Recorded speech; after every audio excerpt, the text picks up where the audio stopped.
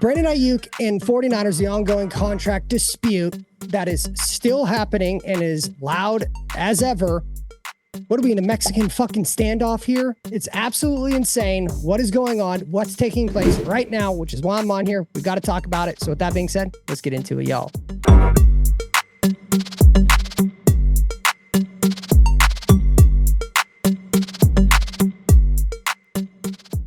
Yo, what's up, everybody? It's your boy, Ryan Tigey, back in action. The framework. The 49ers have the framework. That's news that broke recently from insider beat reporter Matt Maiocco, longest tenured 49er. Clearly, that language was very calculated. The 49ers had the framework in place for a potential trade. What the fuck is going on? This whole Brandon Aiyuk drama and situation, it's getting ridiculous at this point. Now, all I'm seeing across the internet is all these pundits chiming in. All people are insiders and they know what's going on. You see, I saw a recent post from Rich Eisen that, hey, there's more than two teams in on this negotiation.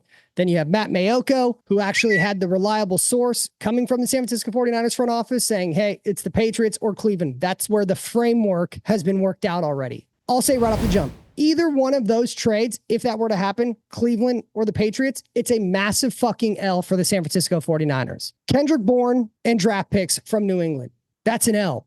Kendrick Bourne was on the 49ers under Kyle Shanahan's era. They let him walk. Kendrick Bourne, good player, not near as good as Brandon Aiyuk, but he's also coming off an ACL injury. That happened last season. So we'd be getting an injured receiver and some fucking draft picks. First and foremost, all these trades, who cares about the draft picks? Literally, that would have been helpful leading up to the draft, before the draft, but it's not helpful now.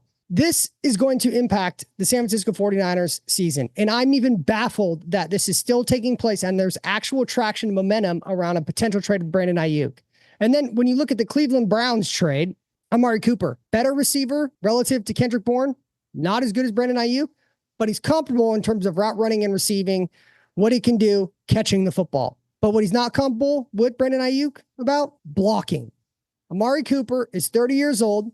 No issue with that, but he's an older player who does not block. That is where the problem comes in. If we were to go back and watch multiple games last season, you can literally see Brandon Aiyuk laying the key block for a touchdown with Christian McCaffrey running right behind him or leading the way for Christian McCaffrey. That is something that we would not get from Amari Cooper. So if you're just looking at those two potential trades, or any trade for that matter, because you hear still all this shit about the Steelers, any position that they give us back, and if it's a wide receiver, there is going to be a drop-off. It's not going to be a little, it could be substantial. This will be a massive L for the San Francisco 49ers.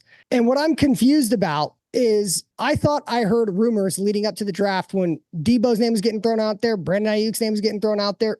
When Brandon Aiyuk said he turned down a potential trade to the New England Patriots because he doesn't want to play there. But yet now somehow they're one of the two teams that are in the mix. But also what I don't understand is why this feels so NBA-ish. Whenever a superstar player is unhappy with an NBA team, we all know they get traded because the players have all the power. In the NFL, it's different. The teams have the power, which the 49ers unequivocally, they have all the leverage. They have all the power in this situation. So why is this happening? Either way, this would be a bad look all the way around. And something that doesn't help this situation is John Lynch happens to be not only best friends with Brandon Aiyuk's agent, but he's also his agent as well. So Ryan Williams, the agent of Brandon Aiyuk, represents Brandon Aiyuk and John Lynch. Not a conflict of interest because that's not a law, even though technically kind of seems like there is a potential conflict of interest here. But what I'm seeing is the 49ers have never taken this stance through the tenure of John Lynch and Kyle Shanahan. So why are they taking this now? Why do they seem to be caving in to Brandon Aiyuk just because he's unhappy? Well, some may believe that is John Lynch doing favors because Ryan Williams is the agent involved in this deal? I don't know, but I definitely could see that getting spun out there if a trade were to happen because the 49ers, they have had other players request trades. Robbie Gould, the kicker, he requested a trade. Deebo Samuel, rumored he requested a trade, and none of those happened. So why are they all of a sudden giving Brandon Aiyuk, potentially giving him the option to get what he wants?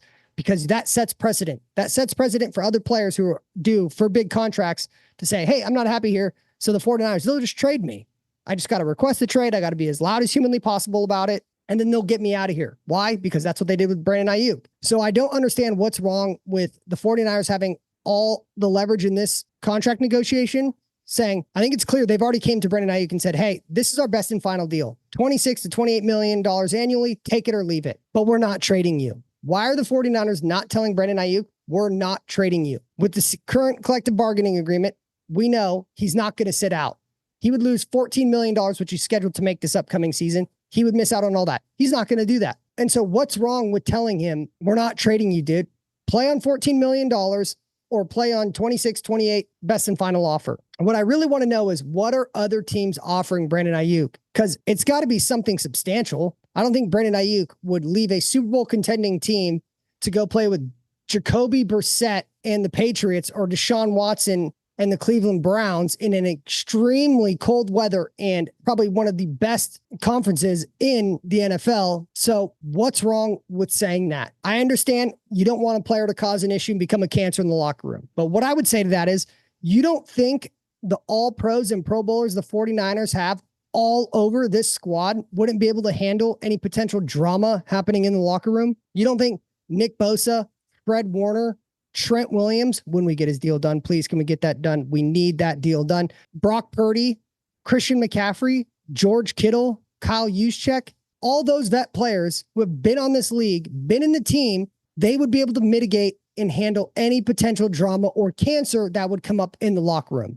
And I don't even think Brandon Aiyuk is that type of guy. I think with him being around the team, you see his body language, you see how he's interacting with people. I don't think he'd become a cancer if the Niners drew a line in the sand, but yet they're not doing that. And I don't know why. But what I do know is that the 49ers, they were the one that leaked this framework to Matt Maiocco, the beat writer for the 49ers, earlier, that has gone like absolute wildfire across the internet. And so what are they doing? They're doing it for a couple different reasons. One, they're putting the ball in Brandon Aiyuk's court. Take it or leave it. It's your decision. You could stay with us. We want you. We want you. Or you can go play for another team. But also what that does is they're saving face. We've exhausted all options. We have tried literally everything to keep Brandon Aiyuk, but he wanted to go play for another team. So they're saving face in that regard. And then the third component of it is, it's just an announcement to the league, to all other 31 teams in the NFL. Hey, Brandon Aiyuk is on the trade block. We're open for business. So blow us away with an offer, because the offers that have been, in quotes, presented to us thus far are atrocious. I'm sorry. The Patriots and Cleveland Brown offers are absolute trash and dog shit, especially when you talk about the team in the current situation they're in. Win now. Brock Purdy, final year of his rookie deal, been playing unbelievable with his deal, with Brock Purdy's deal coming up. This is the potential of last year that we're going to be able to hold this core group of players together. So why would they let Brandon Aiyuk walk out the door? I don't get it at all.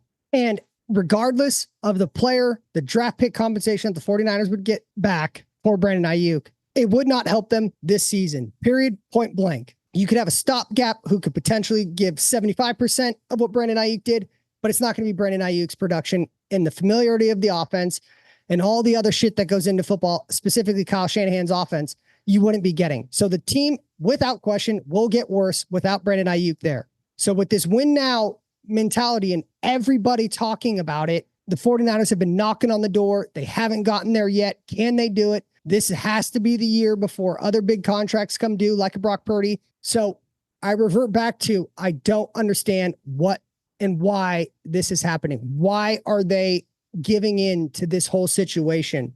I understand with the Matt Maiocco press release and the framework shit that they came out with, but why are they even elevating it to that? Just tell the guy, you got to play for this team. We can figure out all the other shit next year. We're good with that. But getting draft picks and a stopgap player is not going to get the 49ers to where they want to go. Let alone when you talk about Brandon Aiyuk's connection with your quarterback. It's safe to say Brandon Aiyuk, he's the number one receiver on the 49ers. He's the true one wide receiver. He's the guy who gets separation in his routes, and Brock Purdy and him have had an instant connection ever since Brock Purdy was inserted into the game. So you're also be taking that away from your quarterback. So the logic is not adding up to me on any level. If Brandon Aiyuk gets moved on from, which I still believe the Steelers are probably snakes in the grass. I don't know how much stock there is into the Commanders, although you have the Adam Peters connection, but I think Matt Maiocco was correct when he's on KMBR that Brandon Aiyuk, he didn't really want to trade. Players don't have much leverage in these contract negotiations, especially when they're under contract, that he requested a trade, as other players do, to put pressure onto the organization to get a deal done. The 49ers, they have their stance. Okay, that's great. But this caving in or cow tipping to an unhappy player, it doesn't make any sense. And this is just a fan talking here. So what am I missing? You guys think something's different? Let me know in the comments, because I really want to know why and in what world the 49ers would even consider getting this player back, just outside of the fact that he would be unhappy. The players in the locker room, they'd be able to handle that. I don't think it'd be an issue. I don't think it's who Brandon Aiyuk is as a guy anyway. You saw him crying last year in that locker room interview after the Super Bowl loss. He wants to win. He is a fucking competitive dude. So him becoming a cancer and just being an absolute disaster in the locker room, I don't see it. Could happen, but again, the players in the building, they could handle it and they could make it all work, because they would nip it in the ass real fucking quick. So as this media continues to heat up, I think it's safe to say Brandon Aiyuk, his strategy worked. Okay. His strategy worked. I'm going to be as loud as humanly possible. I'm going to generate as much noise and as much buzz as I possibly can around me, so I get the highest contract I can humanly possible get. Well, he's definitely checked the box of being loud and getting attention on himself. That's undeniable. But I don't think he's accomplished his goal of actually getting a contract with the 49ers, as he has come out and said verbally over this offseason he wants to be on the 49ers, but the 49ers have drew a line in the sand and he refuses to budge. They refuse to budge. So they're in a standoff. And so again, when you're weighing in the two options of Cleveland and New England, if Brandon Aiyuk was really just solely after making as much money as humanly possible, since the framework is already in place for both those teams, he would have done it. But I don't think he wants to go there, because if he did, he would have already signed the deal. I think Brandon Aiyuk is sitting back praying that either the Commanders or the Steelers, two teams he has acknowledged that he would go play for, they come back in with the right offer to make the 49ers happy. Again, if I was leaning which direction, my guess would be the Steelers more so than the Commanders, or that the 49ers budge. But I think it's pretty clear the 49ers, they're not going to budge. And at this point, they shouldn't budge, because again, you're setting precedent. Either way, all of it, this is a massive problem, and I still struggle to find why this is happening. So I'll be back as news heats up, but until then, like, comment, subscribe. You know the deal. Hit me up. Peace.